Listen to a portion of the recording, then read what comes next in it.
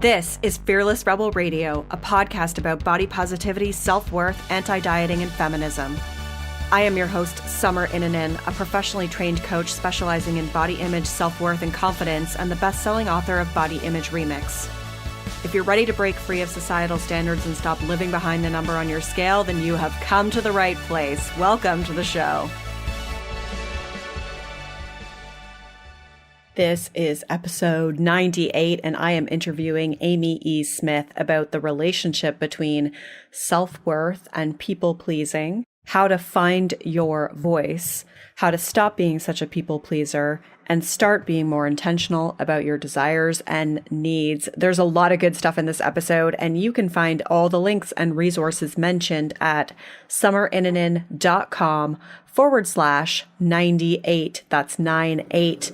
Before we begin, I want to give a big shout out to Lauren Foe for the awesome review that you left, which says Summer shares real advice and tips beyond the love your body messages. She shares practical tips you can do today to start shifts in your life that really work. Thank you so much, Lauren. I greatly, greatly appreciate that. If you haven't left a review for the show on iTunes, you can do that by going to iTunes, searching for Fearless Rebel Radio, then click ratings and reviews and click to leave a review or give it a rating. You can also just go to summerinanen.com/review to find a direct link to that. Second, you can get the free body confidence makeover with 10 steps to take right now to feel better in your body at summerinanen.com/freebies. And if you can't spell my name, just go to thebodyimagecoach.com. Today's guest is Amy E. Smith. Amy E. Smith is a certified confidence coach, masterful speaker, and personal empowerment expert. Founder of thejoyjunkie.com, Amy uses her roles as coach, writer, podcaster, and speaker to move individuals to a place of radical personal empowerment and self-love. With acute focus on helping people find their voice, she is highly sought after for her uncommon style of irreverence, wisdom, and humor, and has been a featured expert on Fox 5 San Diego and yourtango.com. This is a really good episode. I learned a bunch from talking to Amy, and she's offered some really helpful perspectives that haven't been brought up on the show before, so I think you're really going to enjoy it. Let's get started. Hi, Amy. Welcome to the show. Yay! I'm so excited to hang out with you today. I'm excited to have you here too. So I would love for you to start by telling our listeners how you got into this kind of work that you do. Yeah, well, I guess way back in the day, a long, long time ago, when I was a wee little girl, I was kind of dying a slow death working my way up in a prestige makeup line. And I was a corporate trainer and I was traveling a lot. And I remember coming home one day and my husband, he kind of knew that I was searching for something and I wanted to make a change, but just didn't know what. I had a really great situation in that workplace. So I didn't want to just jump ship without having some direction. And he came home one day and he said, "Oh my gosh, babe, I heard this person on the radio and it is you. You've been doing this your whole life." And I was like, what was their profession? What were they? And he said, it was something called a life coach. And I was like, what? That's a thing? Okay. And so this was probably in the mid 2000s. And he felt so convicted that it was something that I needed to do that he had written to get information from a couple of different coaching establishments. And that was truly kind of the beginning of the journey. And, that was well over 10 years ago now.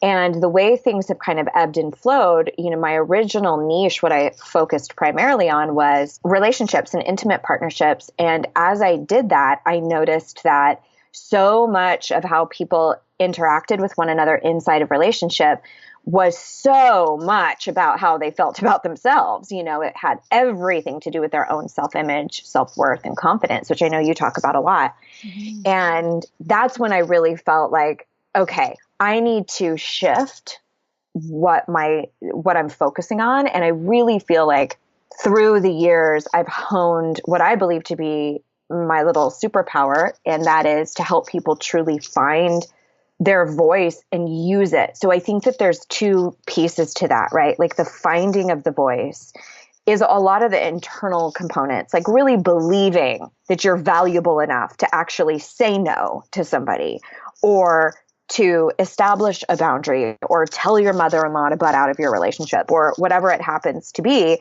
There's just the internal, I believe I'm valuable enough to say this shit. And then there's the external component of, what the fuck do I say? Like, how do I actually say to my partner, can you please not wear socks when we have sex? Can you, like, how do I express myself without coming across like a total asshole?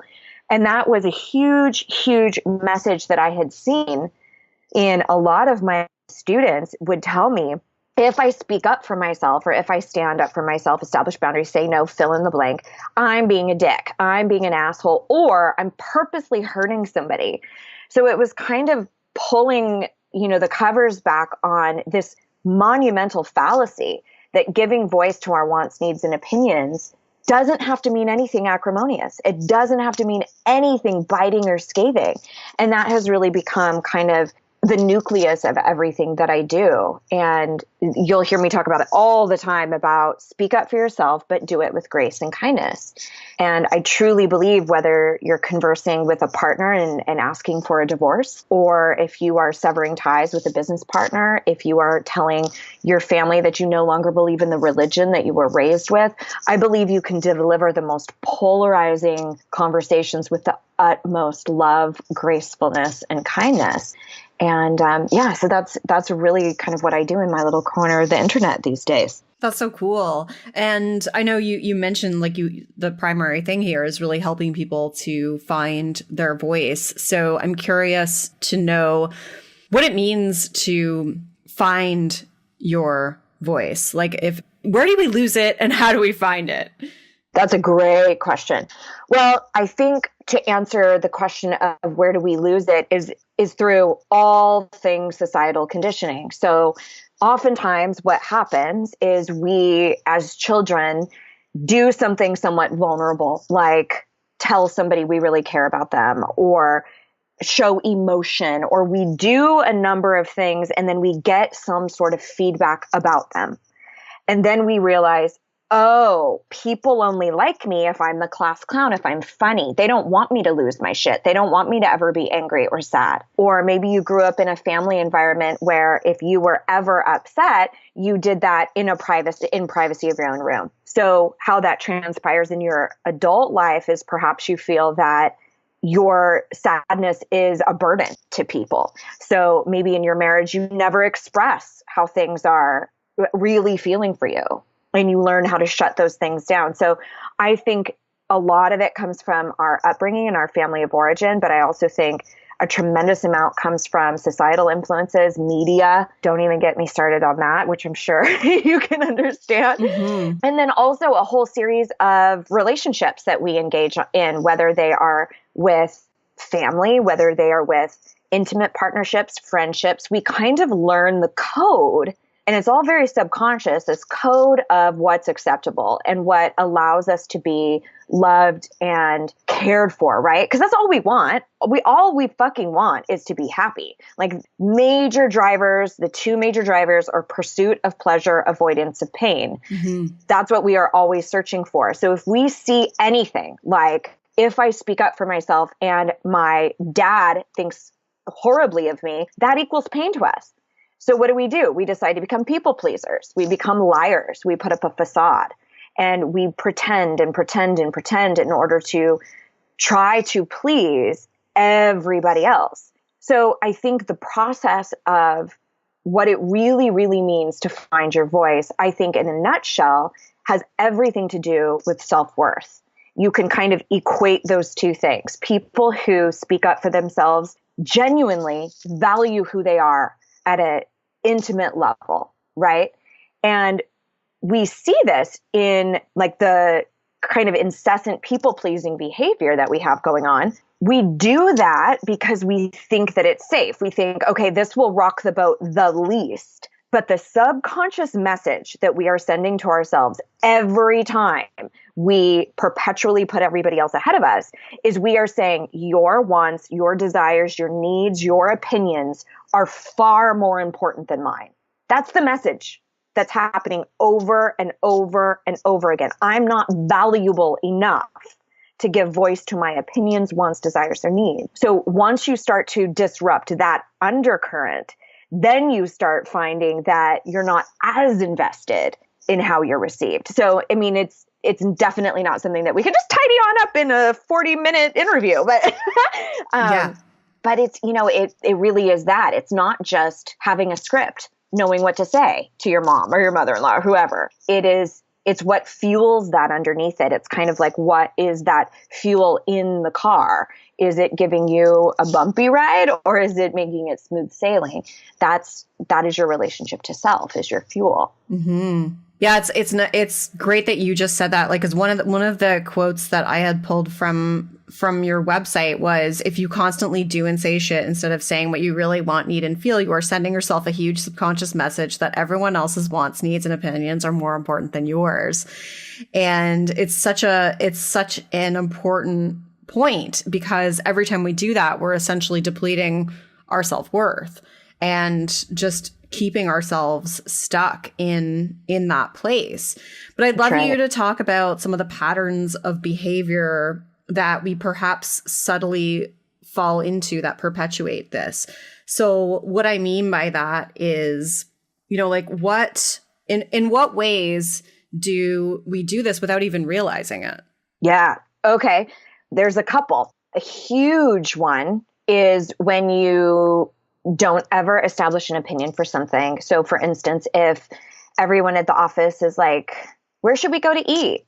And you're like, wherever, I don't care, wherever you guys want to go. No, have a fucking opinion, because guaranteed there's something going on in there where you're like, please don't pick Chinese. Please don't pick Chinese. Or, anywhere but, the burger joint or whatever. You might have a very specific opinion, but you don't want to rock the boat. You don't want to, for me, and I'm sure your audience has this as well. I have certain dietary restraints as far as like what meat I will eat, based off of what I've found is synergistic with my body.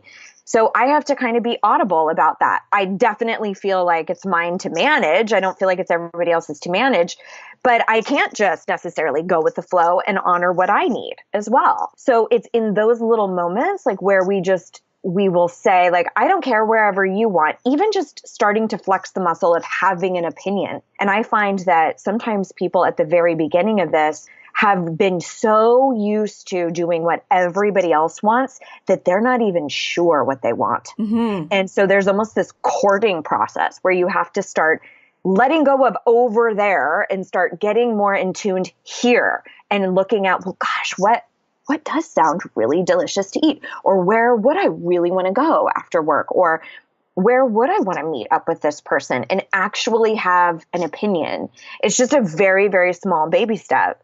Another huge element in which we do this is we deflect compliments. If somebody and this is very much indicative of your self-worth, right? You don't feel worthy of the commendation. So whether it's you did an amazing job on this report or your hair looks gorgeous or whatever, we go, oh God, no, oh God. And we try to talk them out of it. Or, oh, I wasn't even as prepared as I thought I could. Oh my God. And it's like somebody handing you this gorgeous gift and you smash it on the ground. Yeah. So it's these small little things that we can do to start saying, hey, I matter. And I'm valuable, and none of that you don't have to be a dick about any of it. You don't have to be a dick to have an opinion.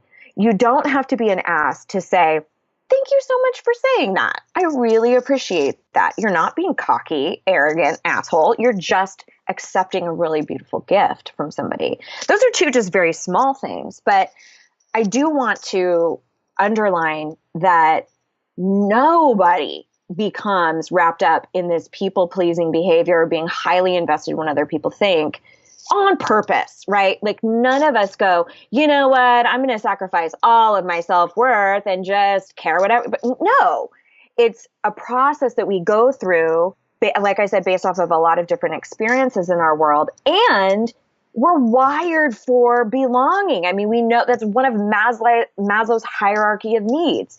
We need to belong to a group to feel safe. It's part of primitive man, our evolution, right? So, of course, there's the drive to belong. However, we don't have to belong to a group in order to survive. We used to, right? We had to be a part of a tribe in order to survive.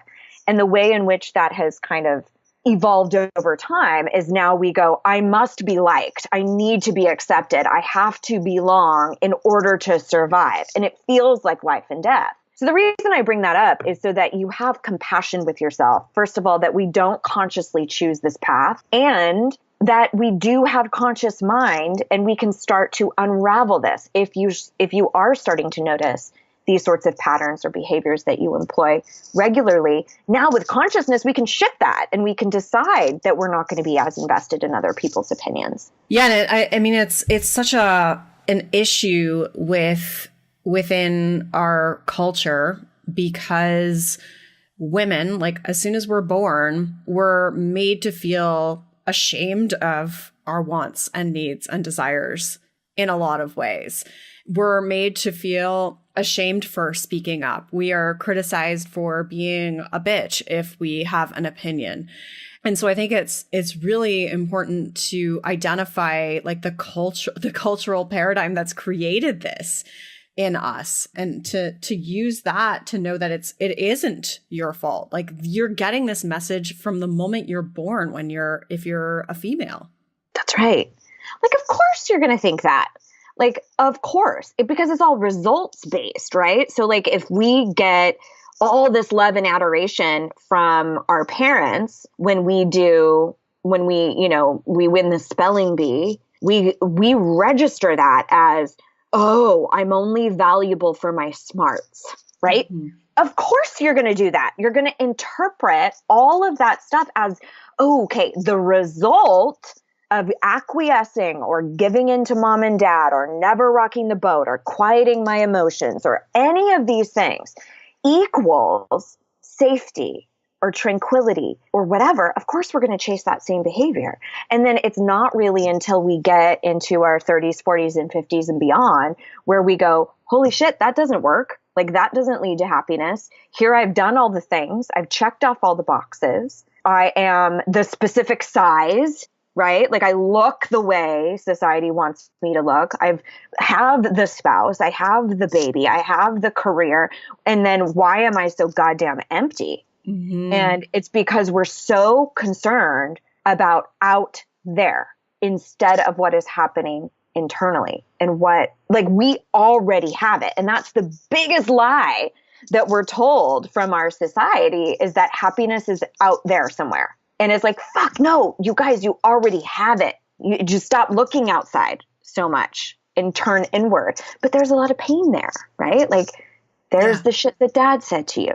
And there's that ex-boyfriend who told you this. And there's all that stuff that you have to look at in order to heal and find that internal power. But it's not always fun. It's not shit and glitter all the time. I'll tell you that. I know, that's the thing, right? I think it's like, oh my God, do I have to feel hard feelings? Like, it is painful, but you can't bypass it. Like, you cannot just go over it. Otherwise, it's a whack-a-mole. It's just going to keep showing up in a different variation.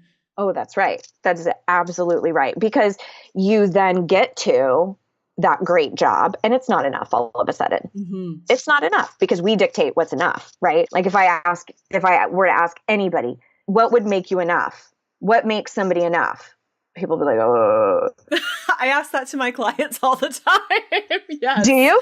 Because there isn't. Yes. I mean, even the dictionary definition of self-worth is one's own assessment of value. Yes. It's created by us. There's no worthiness store that you can go pick up some self-worth while you're there. You create it. It comes from that belief. Mm-hmm. But we believe that our worth is in how somebody feels about us, or if they love us, or if we're accepted, or blah, blah, blah, blah. And I love talking about emotions related to this, because just because you love who you are or have value in yourself does not mean you are not going to experience negative emotion. Yes. There's this amazing quote by Madonna that says, power is being told you are not loved and not being destroyed by it. Yes. And I'm like, yes, being told you are not loved can hurt and be trying and devastating and sad, and it doesn't have to destroy you. And I think that's one of the biggest things is learning how to have a really down day, learning how to be with sadness or anger or frustration and allow it to not be a perpetual state of being, you know? Yeah, there's a huge difference between receiving some kind of criticism or negative feedback and feeling sad about it and still knowing like, okay, I'm still a valuable human versus taking that and thinking, oh my God, what is wrong with me? And just letting it crush you. And I mean, both situations feel bad, but the difference is one of them, you still know you're enough. And I think that that's the problem is that people, and a lot of it has to do with just a lot of the bullshit that's out there in the whole like self-help world that like your life, you can just make everything positive. Like you can just be positive. Like you can be grateful and feel shitty at the same time. Like Yes. those things can coexist. That's right. And just because you learn how to love yourself and just because you have a great sense of self-worth doesn't make you invincible. Mm-hmm. You know, and I call that when self-help goes bad, when people think that oh shit, I have all these tools, and then they beat themselves up for not using them. And I'm like, you're just a human. That's okay. You know, it's okay. We are just navigating life the best that we can. And I think sometimes what we're really being called to do is just be with our emotion, period. I think that's what okay, so if we're talking about related to a lot of the people that I work with, I tend to have two primary types of people: incredible perfectionists Mm-hmm. or massive people pleasers. Yeah. And they often go hand in hand too. They do. They go very, very much hand in hand. The perfectionists tend to be extremely high achieving, yes, very control oriented, and a little more abrasive and loud. And then the people pleasers tend to be more meek, sweet, kind, a little bit more quiet and shy. That just tends to be in my arena. But the deal, like, even if we look at people pleasing, right? I'll give you an anecdote, and it all relates to emotion. So let's say I had a client who wants to book a time slot and I don't have any availability, right? And they say something that spurs a guilty emotion in me. Like they go, oh my gosh, really? You can't fit me in? What am I going to do? I really need to talk to you. This is just so dire, blah, blah, blah, right? In that moment, I might feel a surge of guilt, okay? Mm-hmm. And that guilt is going to fuel my behavior, right? So if I wasn't totally sure about it and aware and worked through guilt, likely I'm just going to respond to it. I want it to go away. It's painful. Avoid the pain. So what can I do? Oh, no, I'll fit you in. I'll figure it out at the cost of maybe date night, my own unwind time, my fitness time, whatever, right? It's a cost to me. So what is happening in that moment is I don't want to be with something that feels uncomfortable enough to wade through it and make a positive choice for myself. Now I've gotten to the point where I can really recognize what is my responsibility and what isn't. So with guilt in particular, guilt is designed to reroute poor behavior for when we've done something shitty, right? Like if I slap somebody out of malice, I should feel kind of guilty about that. That's a dick move, right? Like I need to go clean it up. But just because I have boundaries in place for my business and so I'm not able to accommodate somebody, that is me taking on their responsibility. I'm not actually responsible for them. I'm responsible to be the best version of Amy possible. So in that moment, I can work with that guilt and go, okay, I'm actually not feeling guilt. I'm feeling uncomfortable because in order to stand up for myself, this person isn't going to get what they want. Usually what we're feeling is not guilt in the sense of I've done something wrong. We're taking on responsibility for how somebody else feels, which that's we really can't good. do a damn thing about. Yeah. Mm-hmm. And a lot of times we're just assuming too. We think that we're bearing like an assumption a lot of the time versus the reality, which is a lot of times people are like, oh, okay. Like I understand. And they're not upset. Like they survive. That's right. And that's why one of the major kind of quotes that I use and talk about all the time is, you are responsible for your intention, not your reception. So for instance, I'll give you something that's somewhat polarizing. I did kind of a politically based episode on my podcast. And I had people who came out of the woodwork and were just loved it. I had other people who thought it was just like a horrible move. Can't believe you did that. Lost listener, whatever. And then I had people who were like, indifferent. This is such a perfect metaphor for how we try to control our reception. We want to make sure that every single person sees us favorably. The problem with that is there is literally no way to control all of those various degrees of reception. The only thing that we have control over is our intention.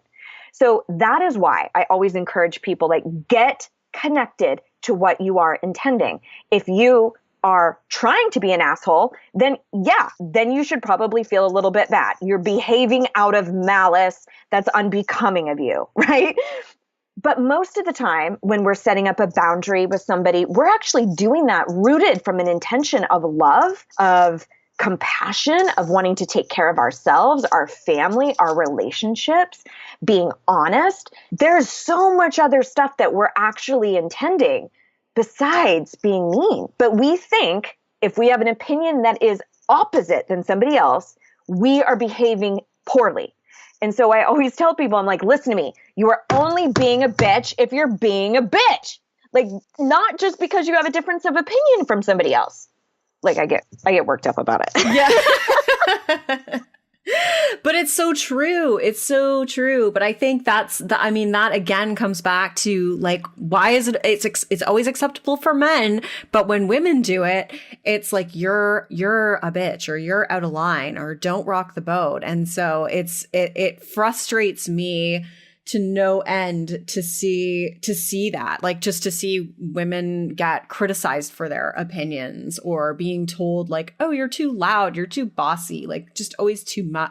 We can't please anybody, but I think it's important to see that dynamic too, and to be like, like, if a man said that, what would people think? They'd probably be okay with it. They would probably think, oh, good for him for, setting that boundary or stating his opinion. And starting to, I think it's really helpful to notice, like, those gender biases and differences in order to empower ourselves as women to stand up for ourselves more effectively as well. Yeah. And I think that there's ways in which we can do that in very subtle ways that invite conversation, because I feel very strongly, especially with where things are headed in our political climate, that we don't get anywhere by chastising people, by yelling at each other. Think about if somebody was in marriage counseling and they were talking to each other the way that Republicans and Democrats talk to each other, the counselor would be like, you guys are sorry. This is not going to work, because all you're doing is yelling insults. So it's acrimonious. It doesn't work. The only way that we can actually foster communication is if we speak to one another with some element of respect. So even in those situations, like what you were bringing up, like if somebody tells you you're too loud, you're too sensitive, you're too this, just saying, like, hey, I didn't know that there was actually like a standard for that. I'm just curious where did you come to that conclusion that this was past the limit, and who came up with that limit? Like, I would just love to know where you came up with that. Mm-hmm. Right. And just have a conversation. Like, who gets to decide who's too loud? Mm-hmm. Who gets to decide who's too sensitive or too masculine or whatever? I went through this a little bit when, so my husband and I got married in 99. So we've been together for 20 years. And when we first got married, everybody thought I got knocked up. Like, they thought for sure the only reason you would get married when you're 20 years old is if you were going to have a baby. And I'm like, oh no, we really don't. We don't like them that much. Like I was always kind of a smart ass about it because I have never wanted children. So somebody said to me, I think I was checking out in line at Costco, and this guy says, he says something about like, you're too young to be married. Right. So I'm like, oh God, I roll again. And I go, oh, I didn't know that there was a limit. Yeah. Is there, I was like, is there a limit, And he was like, oh, well, just been there, done that. And I know it doesn't work. And I said, oh, okay, let me get this straight. And this was back in the day when I was extremely combative and always kind of looking for a fight. And I was not handling myself with grace and kindness. But I said, let me get this straight. So you tried it and you failed at it, so you're now an authority. And now you want to tell me why I won't be successful. And he was like, and I was like, yeah, exactly. Right. But that has been a very real evolution of even how I have found my voice, because I also hear this a lot where people feel like they are expressing themselves, but it always comes out biting and snappy. And that was definitely how I started, primarily with conversations with my mother. And then as I have really gotten involved in this work and learned verbiage and how to actually speak up for myself, I say things totally differently. So in that scenario, I would probably now have said, you know what, with all due respect, I don't want to talk about my personal relationship with strangers. I hope that you can understand. Like, that's what I would have said now. Yeah. So I think that's worth underlining. Yeah. So that's actually, it brings up a really good point, because I used to be the same way. Like, I was super combative, I was like always the teenager that was just, adults hated me.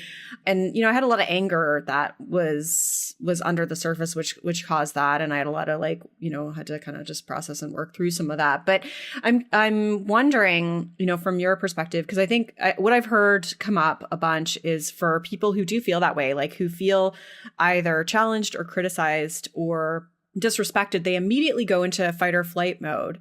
And so it's so hard for them in that moment to operate from a place of grace and kindness, because they immediately go into fight and combative. So I'd love to know, like, if there's some strategies or some ways, like, how did you work through that, or what do you suggest for people? Yeah, this is such a good one. And so with regards to controlling yourself in the moment, I think that it would be really a great idea to get down on paper, get ahead of this as much as possible. So possibly writing down the person and what they say, or the topic or trigger that they say that elicits a typical go-to response from you.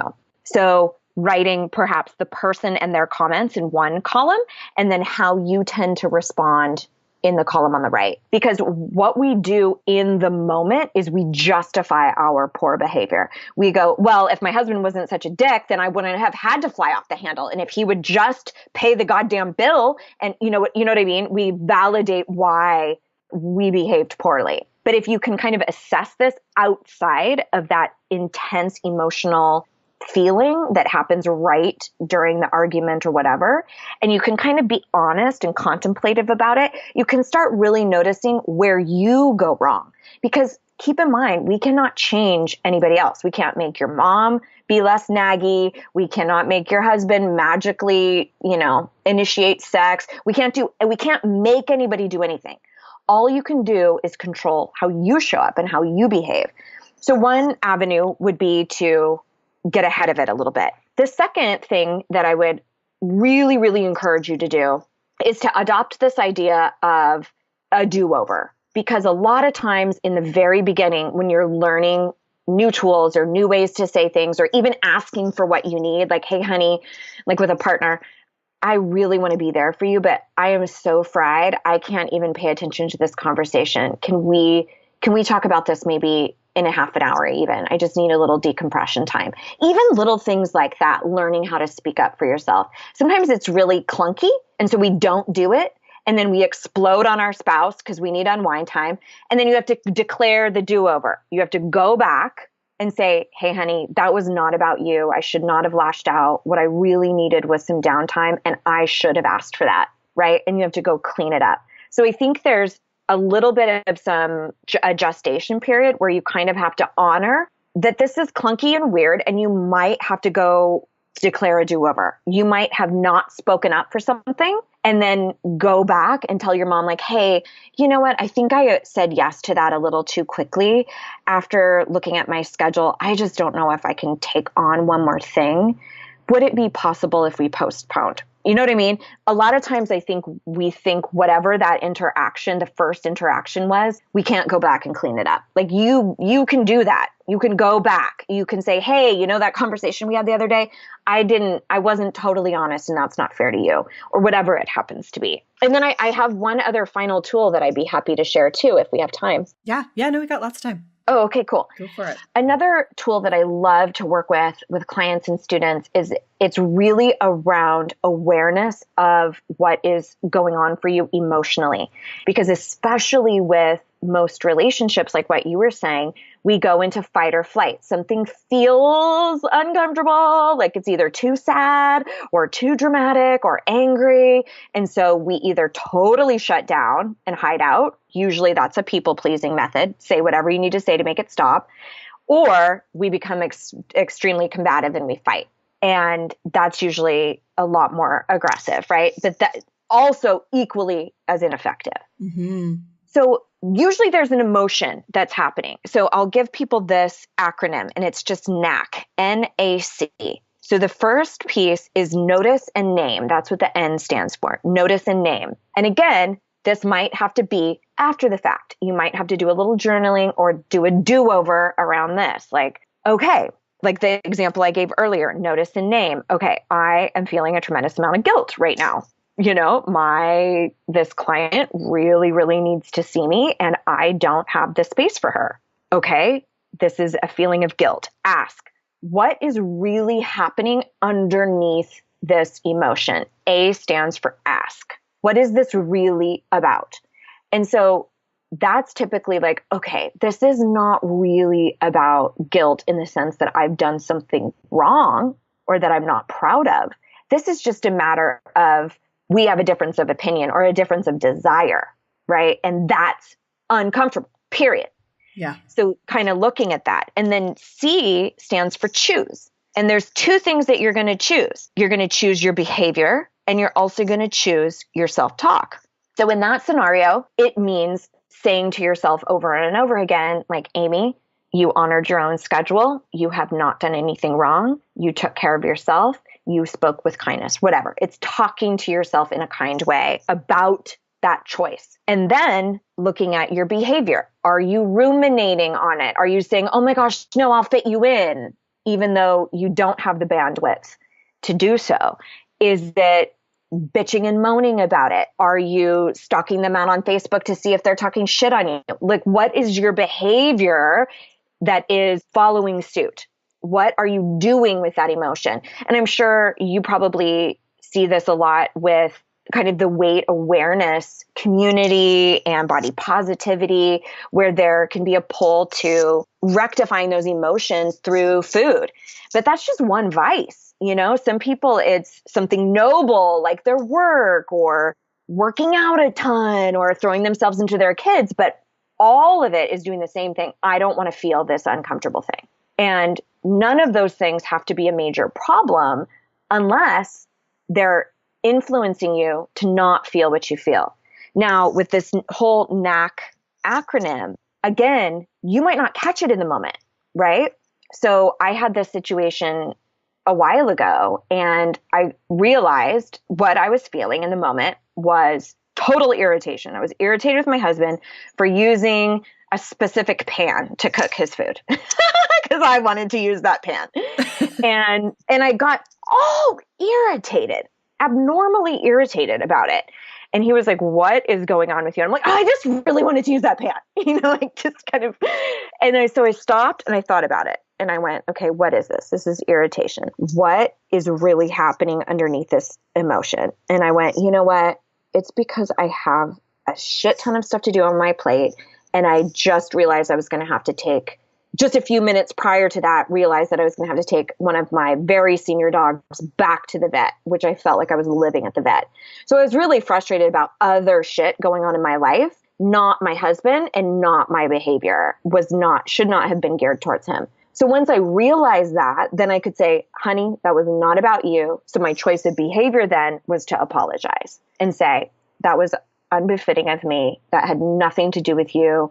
I was dealing with other shit. Will you forgive me? Right? Ask for forgiveness. So you can play around with this in a lot of different ways. Like, for instance, if you notice that you're feeling an extreme amount of anger, your behavior might be to go for a run or to call a friend and vent it out, as opposed to screaming and yelling at your partner or keying somebody's car. Let's hope that's not the case. But it's allowing yourself to choose a more positive behavior. But again, a lot of times you will have to do this retrospectively. Yeah. You know, and sometimes I'll tell people to use it like at night and just kind of go, okay, what happened today that I was feeling something that really influenced a way in which I behaved, and kind of unpack it. And then you can go, okay, next time I'm going to do this, like declare a do-over. Yeah. And I think a lot of times, especially when anger is the first reaction, there's some level of pain underneath, and we have to like go inwards to kind of explore what that pain might be, which is the icky part that most people want to avoid. And anger is a more readily available emotion and response. That's right. And I would say, you know, if you're in that immediacy of something kind of volatile like anger, to the best of your ability, and I had to learn this very early on with my husband, I had to like muster everything in me and go, I am so incredibly angry with you right now. I can't even be around you. I'm going to say shit I don't mean. And so we learned very quickly, like if we are really, really pissed, we have to separate for a good 2 hours and really calm down and think about it. Yeah. But it's having those sort of agreements about it, because I'm like, I'm going to lose my shit on you right now, you know? But I'll say it out loud and then go, I cannot right now. And that, I mean, it has been years since that has happened, because we do have a kind of ridiculous communication between the two of us. But there was definitely some alliances that had to be struck about how we are going to operate. Yeah.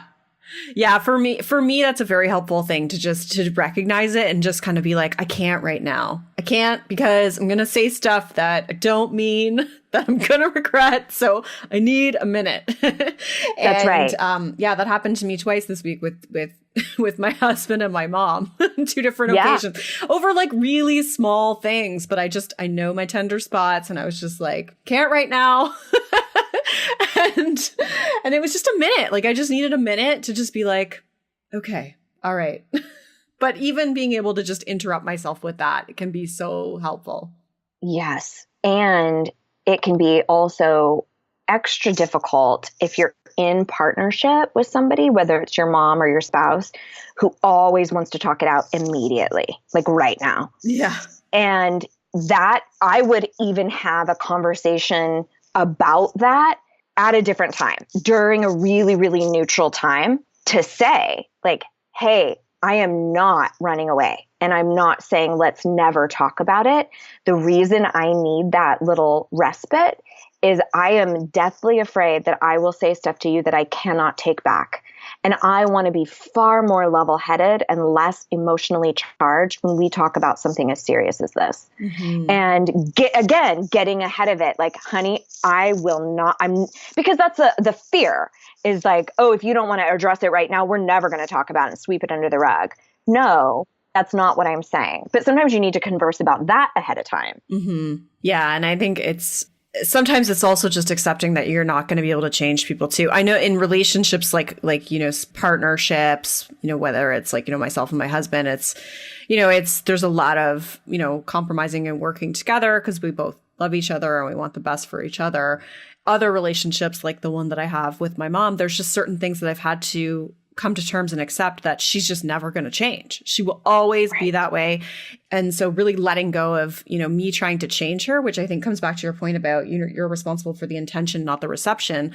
I think so often we focus on that reception. And I know that this comes up a lot, I think, with people's parents. Like, we're like, oh, but if they just listened to me, or if they just did what I said, you know, especially if you have aging parents, then everything would be fine. Your life would be fine. But, you know, we have to accept that we can't change people. That's right. And you will probably never stop wanting that. Yes. You know, and I think there's a piece of that too, where we think, if I can't have it, there's no use wanting it. It's like, no, you're allowed to always wish that your parents had an understanding, or your kids or your partner or your sister, whoever. You can always want that, but it's about really acknowledging what is your responsibility and what isn't. And that's really hard to grasp, because we think, and we're programmed to think, if only I did one more thing, or phrased it a different way, or offered a different option, then maybe it would be miraculously rectified. But the bottom line is, they have to make the choice. We can't love somebody into changing. That's not even a thing. Yeah. They have to want to do it. Yeah. Yeah. Yeah. So good. We could go on in that direction for a while, but I know we're at the end here, but you've offered so much good stuff and helpful advice. So where can people find more of you? Yes. My hub is thejoyjunkie.com, and junkie is Junkie. And I have had like free workbooks and audiobooks and stuff that you'll see right there when you land on the site. And I have a weekly podcast as well. So it's the nucleus of everything that I do. So you can start stalking me over there. Awesome. Well, thank you so much for taking the time today. I really loved chatting with you. Oh, likewise. I had a blast. Thanks for letting me get worked up. Thanks. Rock on. You can find all the links, including Amy's podcast and everything else, at summerinternet.com/98. I hope you enjoyed that episode as much as I did. That's another one in the books. We are getting close to the 100th episode. Oh my God, what am I going to do for that? You shall see. Hopefully it's something good. I actually haven't decided yet, so I got to figure that out. All right. Thank you so much for listening. And if you have suggestions on what I should do for the 100th episode, let me know. Thank you so much for listening, and I will see you next time. Rock on.